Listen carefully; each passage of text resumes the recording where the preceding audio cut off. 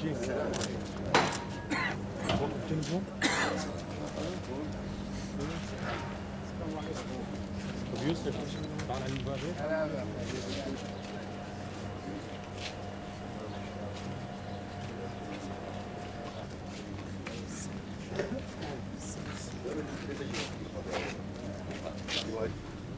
بداية اجتماعنا ندعي الحاضرين على دقيقة صلاة أرواح شهداء.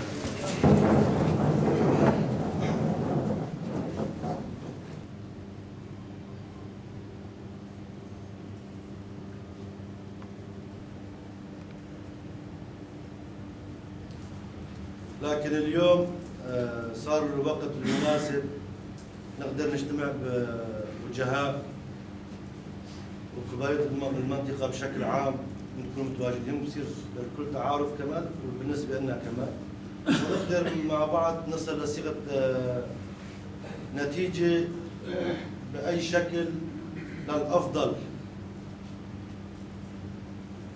بأسلوب العمل وآلية العمل، لأن المجتمع صحيح يكون لها قوة عسكرية أو قوة مدنية أو مجالسها، يعني وقت ما نراهن إذا نحسبها اللي نحن متواجدين فيها أسلوب الإدارة اللي متواجدة هي الأسلوب العسكري والمدني والقوانين.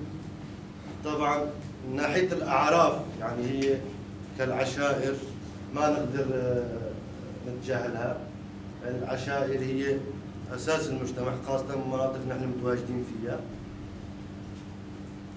الكل له ضرورة والكل له وجوده والكل له دوره وفعاليته. الجمهور الكريم، يسرني ويسعدني ويشرفني لقاءكم هذا لنعبر به عن مصداقية وطنيتنا.